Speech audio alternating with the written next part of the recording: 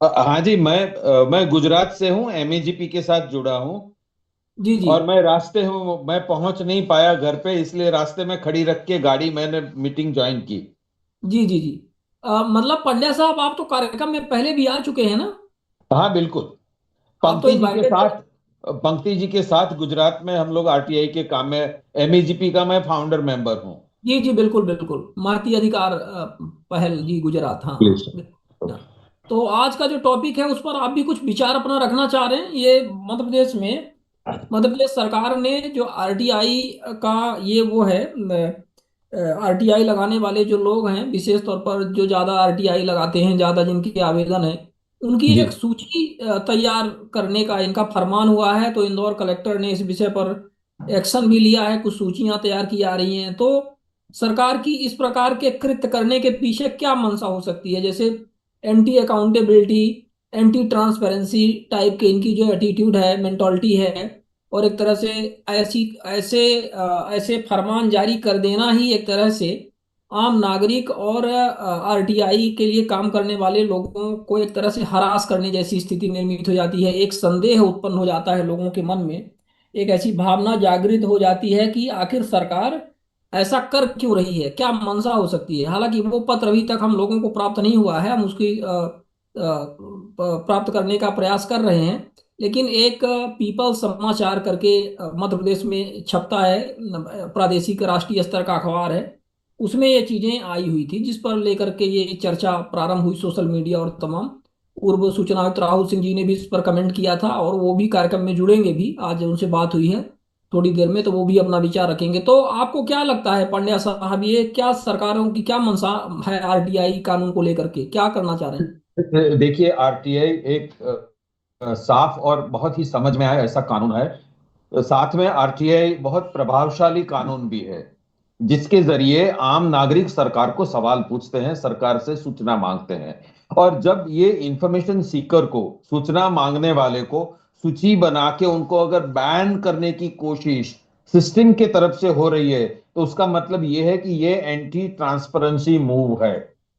उनको अपना अपने तौर तरीके काम करने के जो करप्ट प्रैक्टिसेस है, तो उनके सामने लड़ना चाहिए, ना कि सिटीजन के सामने।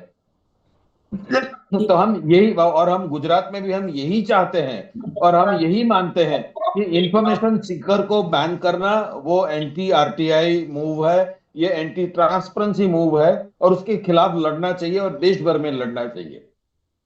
जी जी बिल्कुल। आपके भी गुजरात में अभी कुछ समय पहले कुछ आरटीआई वर्कर्स को ब्लॉक किया गया था, बैन किया गया था सूचना आयुक्तों के द्वारा कि ये जी। आरटीआई लगाएंगे, और फिर वो मामला हमारे ख्याल से हाई कोर्ट गया था। उस मामले में क्या प्रोग्रेस है पंड्या वो साहब? हाई कोर्ट में पेंडिंग है अभी। अच्छा अच्छा। अभी वो फाइनल उसका जजमेंट नहीं आया। लेकिन हाईकोर्ट भी कुछ नगे, हाईकोर्ट इतनी स्पष्ट, ये सुनावनी के यानी हियरिंग जब चल रही थी, तो हाईकोर्ट जज के दिमाग में भी कुछ बायस थे, यानी हम्म। बल्क में इंफॉर्मेशन मांगना और अल्टीरियर मोटिव वगैरह। लेकिन इंफॉर्मेशन सीकर जो है, तो वो किस उद्देश्य से सूचना मांगते हैं ये कोई नहीं पूछ सकता। आपको सिस्टम को ऑर्डर में डालना चाहिए, ना कि आपको सिटीजन के सामने लड़ना चाहिए और सिटीजन के सामने उनको बैन करना, ब्लैक लिस्ट बनाना, ये सब करना चाहिए। जी। तो आरटीआई, जैसे इन्होंने आरटीआई से जानकारी ही मांग ली थी, उसी आधार पर इनको बैन कर दिया। भैया, आरटीआई से उन्होंने ज्यादा जानकारी मांग ली, लेकिन उस जानकारी का क्या उन्होंने दुरुपयोग किया? क्या वो प्रूव हुआ? क्या वो नहीं, कोर्ट कुछ में कुछ हुआ? कुछ क्या कुछ केस में, कुछ केस में मीडिया रिपोर्ट जो है, वो मीडिया रिपोर्ट, ये इस प्रकार के जो आरटीआई यूजर के खिलाफ भी मीडिया रिपोर्ट आए हैं, इसमें हम्म। कुछ प्रूव तो हो नहीं सकता, क्योंकि इसमें एक मीडिया चीज ये। रिपोर्ट्स तो देखिए, कोई कोई मतलब इसका कोई आधार नहीं रहता। मीडिया रिपोर्ट्स तो आजकल बिल्कुल ज्यादातर इस तरह बिल्कुल से बिल्कुल आते हैं। बिल्कुल हाँ। बिल्कुल, शिवानंद, हम मानते हैं। लेकिन इसमें एक चीज ये है कि अगर कोई भी सिटीजन सूचना मांग के सिस्टम से अगर बार्गेन करते हैं, ऐसा अगर प्रूव होता है, तो ये सब सिर्फ सिटीजन दोषी नहीं है, सामने वो डिपार्टमेंट भी दोषी होता है। इसलिए इस प्रकार के जो चीजें होते हैं, वो कभी भी साफ साफ खुल के बाहर नहीं आते हैं। जी जी। कुछ लोग जो आरटीआई आने से पहले भी जो टाउट्स थे, जो दलाल थे सरकार और नागरिक के बीच में, वो लोग आरटीआई को एक साधन के रूप में इस्तेमाल करते हैं, इसको हम नकार भी नहीं सकते। लेकिन उसका मतलब ये नहीं है कि आप इंफॉर्मेशन सीकर को बैन करें।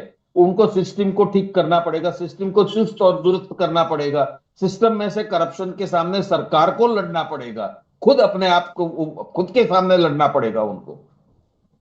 जी बिल्कुल। इसी तरह से आपके गुजरात की तरह ये भी कुछ दिन पहले हमारी चर्चा हुई थी, एक मीटिंग भी रखा था। एक जी कर्नाटक में भी इसी तरह से एक प्रकरण आया था जिसमें कुछ आरटीआई वर्कर्स को बैन कर दिया था, फिर वो हाई कोर्ट गए थे और हाई कोर्ट में जाकर के उनको इसका स्थगन भी मिल गया है। तो वो लोग अभी जी लगे हुए हैं इस बात जी को करके। और उसी दरमियान फिर उन कुछ वर्कर्स ने मिल करके, आरटीआई वर्कर्स ने मिल करके एक सूचना आयुक्त को ट्रैप भी करवा दिया था। उसके रिटायरमेंट के लगभग 15 दिन, एक महीने पहले ही वो प्रकरण भी आया था, बिल्कुल चर्चा का बिल्कुल विषय बिल्कुल बना था। बिल्कुल हाँ, तो बिल्कुल। इस तरह से तो मतलब करप्शन प्रूव हो रहा है। सीआईसी मतलब आईसी के ऊपर इंफॉर्मेशन कमिश्नर पकड़े जा रहे हैं, ट्रैप किए जा रहे हैं, उसको सरकार हाँ गंभीरता से नहीं देख रही है कि इस पर कुछ करे। इस बात पर उनको ज्यादा पेन है, ज्यादा कष्ट है कि आम नागरिक जानकारियां इनके भ्रष्टाचार की क्यों ले रहा है, क्यों बाहर कर रहा है, इनका इनको ज्यादा कष्ट है। तो मतलब इससे स्पष्ट है कि कहीं ना कहीं जैसा कि एंटी एंटी ट्रांसपेरेंसी वाला जो इनका एटीट्यूड है वो स्पष्ट तौर पर इनका दिखाई दे रहा है, इनके पीछे मंशा। एग्जैक्टली। हाँ जी बिल्कुल। बिल्कुल सहमत, अब आपके साथ 100% एग्री हम। जी जी। हमें लगता है कि राहुल सर भी कार्यक्रम में जुड़ चुके हैं। सर, आप यदि कार्यक्रम में जुड़ गए हैं तो अपना वीडियो ऑन करें।